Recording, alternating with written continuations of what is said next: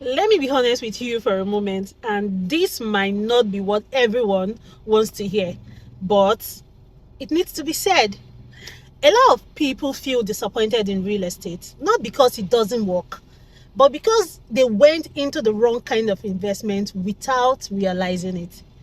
Nobody really breaks this down clearly, so let me simplify it. There are two major kind of real estate investor. We have the short term and the long term. And the truth is they are completely different. They don't have the same goal and they shouldn't be buying the same kind of properties. Most of the frustration you see comes from people mixing these up. Now, the short-term investor is someone who simply wants money to grow within a specific period of time. Yes.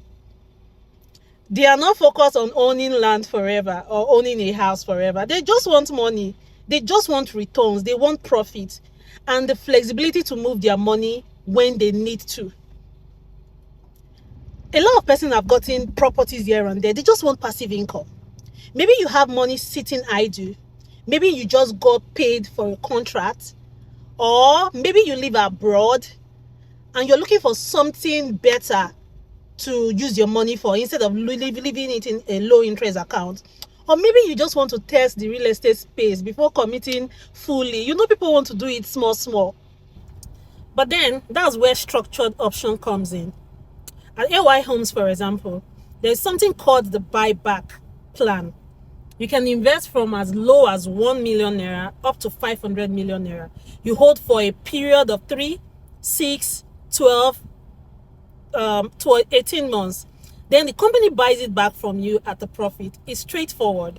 No stress. You are not chasing buyers. And yes, the pricing is lower than the full market value. That's intentional. It's designed to make the system work for both the investor and the company. Now, on the other hand, you have the long-term investor, right? This is someone thinking beyond now, someone focused on building wealth over time. They care about proper documentation, infrastructure, road access, and the property they can sell or build on later, or even pass down to the next generation. Naturally, this property costs more because you're paying for more. You're paying for security and development and a long-term value, of course. And AY Homes has options for all these estates. You've been seeing me marketing properties here and there, and these properties are strategically positioned and they appreciate in value. Now, there's something people always ask, and I think it's actually a smart question for investors. What if I start with buyback plan and later decide I want to keep the land? Yes, you can, but you need to understand the initial price you paid was structured for a short-term investment.